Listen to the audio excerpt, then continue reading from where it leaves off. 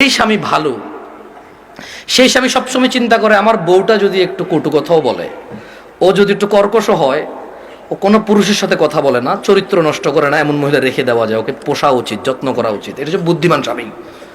একজন বুদ্ধিমান পুরুষ কি করে, যখন ওর বউর চরিত্র ভালো থাকে, কি থাকে, যখন ওর বউর চরিত্র ভালো, মানে কোনো পুরুষের সাথে কথা বলে না, কোনো পুরুষের সাথে দেখা দেয় না, খালতো ভাই, মামতু ভাই, আড়াতো পাড়াতো এসব ভাইটাই নাই, ক্লাসমেট, হ্যাঁ, এসব ভাইটাই নাই, কথা বলে না এগুলোর সাথে।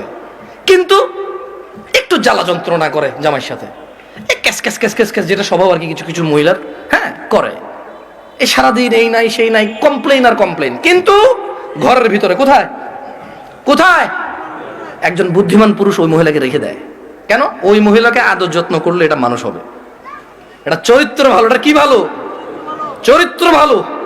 ওর বিছানা ছাড়া কারো বিছানায় যায় না, ওর ঘর ছাড়া কারো ঘরে গিয়ে জামা কাপড় পরিবর্তন করে না। এটা বুদ্ধিমান পুরুষ।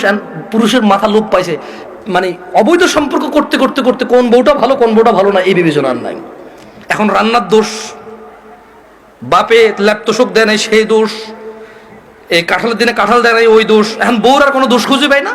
এখন ল্যাপতোষক দেয় নাই, সোফা দেয় নাই, টিভি দেয় নাই, ফ্রিজ দেয় নাই, আমের দিনে আম দেয় নাই, জামের দিনে জাম দেয় নাই, শীতকালে ওই যে কি কয়টার দাওয়াত খাওয়াই নাই, তোর ভাইয়ের পোলার মুসলমানই হয়েছে, আমার এখান থেকে 15 জন খাওয়াই নাই, তোর ভাইয়ের বিয়ে হয়েছে, আমার মাত্র 4 জনের দাওয়াত দিয়েছে, 10 জনের দেয় নাই। এখন বউর কোনো দোষ নাই, এখন এই দোষ দিয়ে শুরু করে দিছে।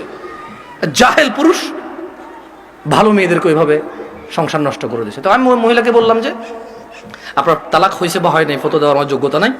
আপনি যদি মনে করেন আপনার স্বামী গোপন করেছে, শেখের সাথে তালাক একবার তালাক দিছে, যেটা গোপন করেছে, আপনি ওনার সাথেই কথা বলেন। তো আমি আমার বোনদেরকে বলবো, বোন